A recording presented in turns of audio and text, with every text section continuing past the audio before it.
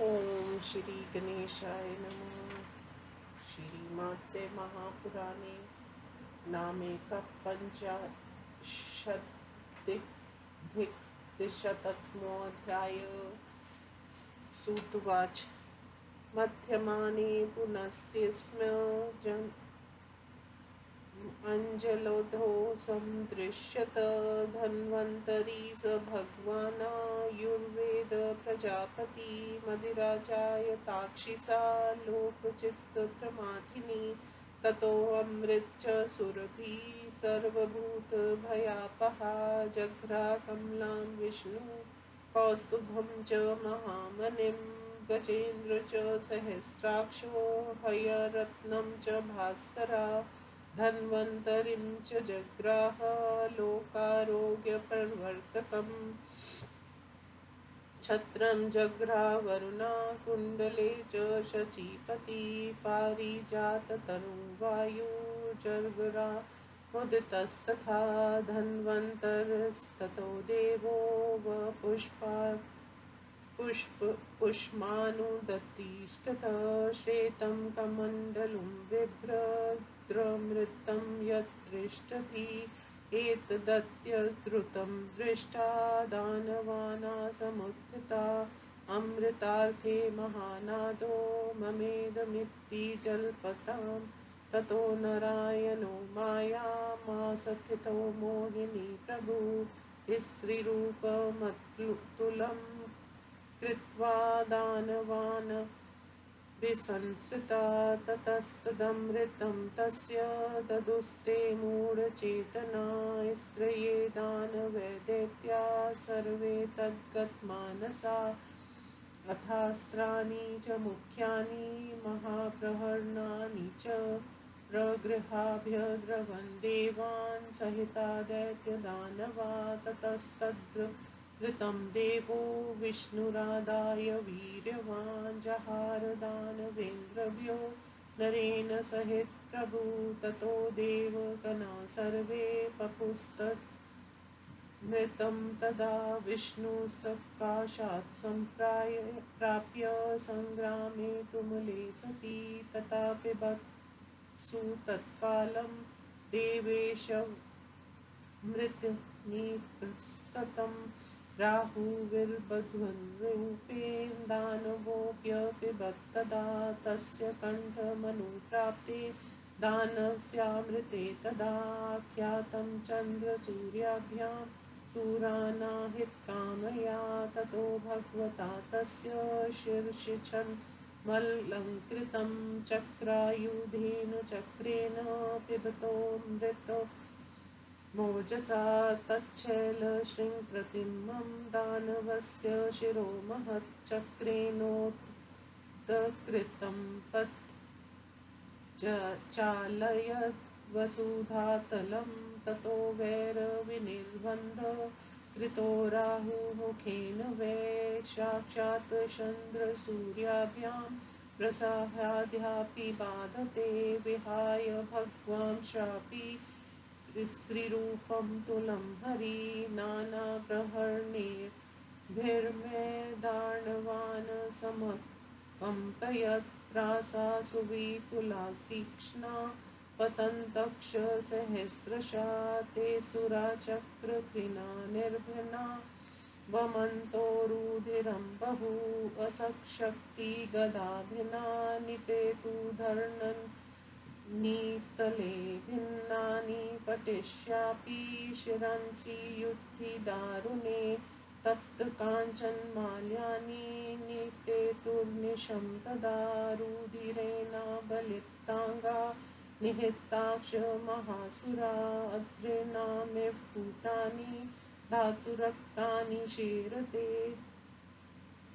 ततो हलहला शब्दा सम्बभूव समन्तता अन्योन्यं छिन्दन्तता शस्त्रतैरादित्यलोहितायति परिघ्रेक्षायसे पाते सनिकैक्षत मुष्टिभिः निघ्नन्ता समरेण्योन्यं शब्दो दिव्यनिवासपृशत् छिन्दिभिन्नति प्रधावेति पातयाभिसरेति वै विक्षूयन्ते महाघोरा शब्दास्त्र तत्र समन्तता एवं स्तुतुमूले युधे वर्तमाने महाभये नरनारायणो देवो समाजग्मतुराहवं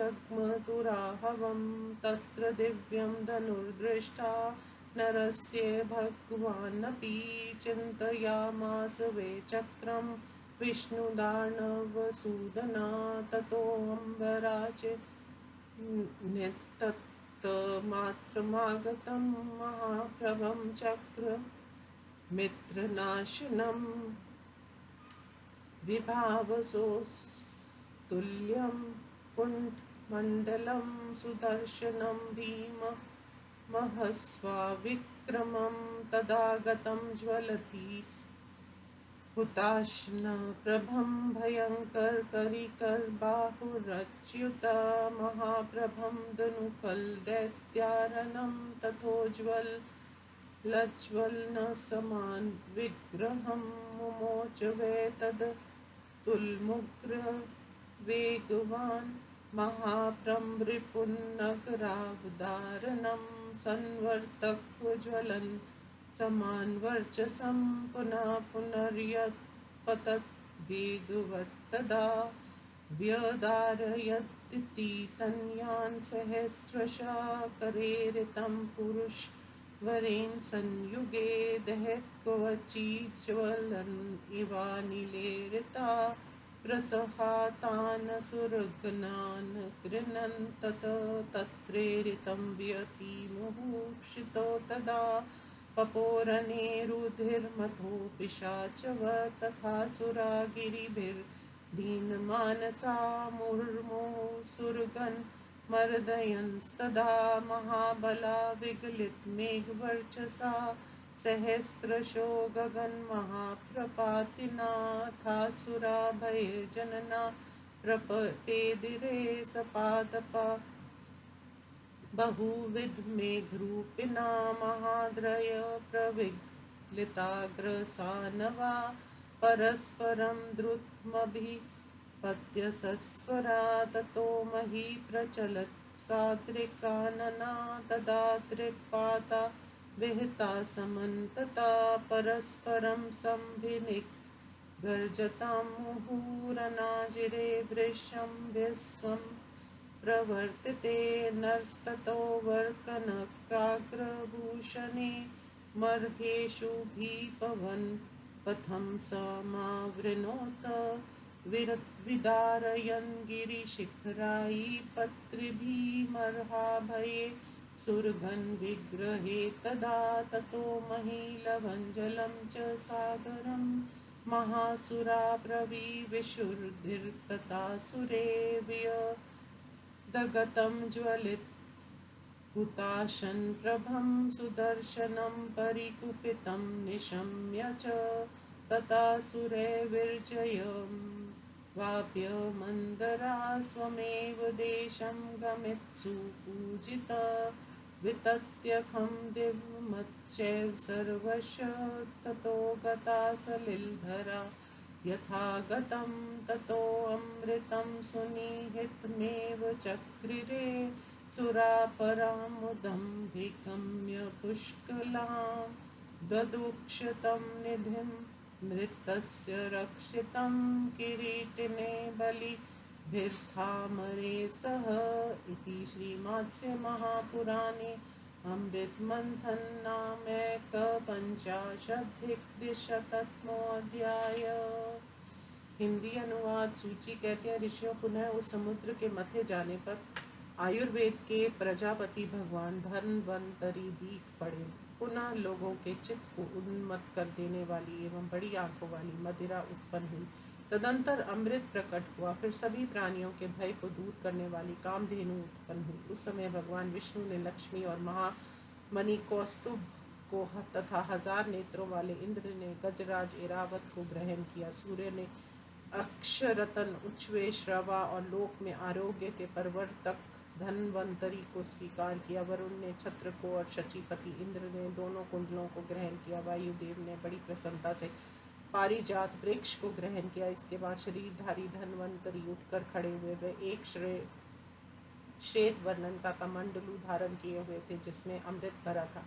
उस अत्यंत अद्भुत पात्र को देखकर अमृत के लिए ये मेरा है, ये मेरा है, ऐसा बकने वाले दानवों के दल में महान कोलाहल मच गया। तब भगवान विष्णु ने मोहिनी माया का आश्रय लिया। वे स्त्री का अनुपम रूप धारण कर दानवों के समीप उपस्थित हुए। तब उन्मुक्त चित्त वाले दैत्यों ने उस अमृत को उस स्त्री के हाथों में समर्पित कर दिया, क्योंकि उन सभी दैत्यों और दानवों का मन उस पर मोहित हो गया था। तदंतर वे सभी दैत्य दानव संगठित होकर मुख्य मुख्य महान शस्त्रों को लेकर देवताओं पर टूट पड़े। इस समय नर्क के साथ साथ पराक्रमी एवं समर्थशाली भगवान विष्णु ने उस अमृत को दानव इंद्रों से छीन लिया। तदंतर सभी देवता उस तुमुल युद्ध के बीच ही विष्णु भगवान से उस अमृत को लेकर पान करने लगे। उस अभिलषित अमृत को पीते समय देवताओं के मध्य में देवरूपधारी राहु नामक दानव भी अमृत का पान करने लगा। वह अमृत उसके कंठ देश तक ही पहुंच पाया था कि देवताओं की कल्याण भावना से प्रेरित होकर चंद्रमा और सूर्य ने उसके भेद को प्रकट कर दिया। तब अमृत पीते हुए उस दानव के अलंकृत सिर को भगवान ने अपने पराक्रम के चक्र द्वारा काट दिया। फिर तो उस दानव का चक्र से कटा हुआ पर्वत शिखर की भांति विशाल मस्तक वसुधातल को कांपता हुआ भूतल पर गिर पड़ा। तभी से राहु के उस मुख ने चंद्रमा और सूर्य के साथ अटूट वैर निश्चित कर दिया, जो आज भी उन्हें पीड़ा पहुंचाता है। तत्पश्चात विष्णु भी उस अनुपम स्त्री को रूप को त्याग कर विविध प्रकार के भयंकर शस्त्र अस्त्रों द्वारा दानवों को प्रक्रमित करने लगे। उस समय विशाल और तीखी धार वाले हजारों भाले दानवों पर गिरने लगे। भगवान के चक्र से छिन्न भिन्न अंगों वाले राक्षसगण अत्यधिक रक्त वमन करते हुए तलवार और गदा के प्रहार से घायल होकर पृथ्वी तल पर गिरने लगे। उस समय उस युद्ध में तपाए हुए स्वर्ण की मालाओं से सुशोभित असुरों के सिर भीषण पटीशियों के प्रहार से विदीन होकर निरंतर गिर रहे थे। वहाँ रक्त के से लथपथ हुए अंगों वाले मारे गए महान असुर गुरु से रंगे हुए पर्वतों के शिखरों की भांति सो रहे थे। तदंतर सूर्य के लाल हो जाने पर परस्पर एक दूसरे को शस्त्रों द्वारा काटने वालों का महान कोलाहल चारों ओर गूंज उठा। उस समर में लोह निर्मित परिघों और मुष्टियों के प्रहार से एक दूसरे को मारने वालों का शब्द आकाश मंडल का स्पर्श सा कर रहा था। उस समय वहाँ चारों ओर काट डालो, वृद्धि कर दो, दौड़ो, गिरा दो, आगे बढ़ो, इस प्रकार के महान भयंकर शब्द सुनाई पड़ रहे थे। इस प्रकार महान भयकारक घमासान युद्ध के चलते समय भगवान नर नारायण युद्ध स्थल में उपस्थित हुए। वहाँ नर्क के दिव्य धनुष को देखकर दैत्य सूदन भगवान नारायण ने भी अपने सुदर्शन चक्र का स्मरण किया। तदंतर स्मरण करते ही वह अहस्वा प्रभावशाली अत्यंत कांतिमान शत्रुनाशक सूर्य के समान तेजस्वी विस्तृत मंडलों वाला भयंकर सुदर्शन चक्र आकाश मार्ग से नीचे उतरा। तब हाथी की शुंड के समान बाहु वाले उग्र वेगशाली भगवान विष्णु ने प्रज्वलित अग्नि के समान तेजस्वी दानव कुल संहारक धधकती हुई अग्नि के सदृश शरीर वाले परम कांतिशाली भयंकर चक्र को आया हुआ देखकर उसे दैत्य सेना पर चला दिया।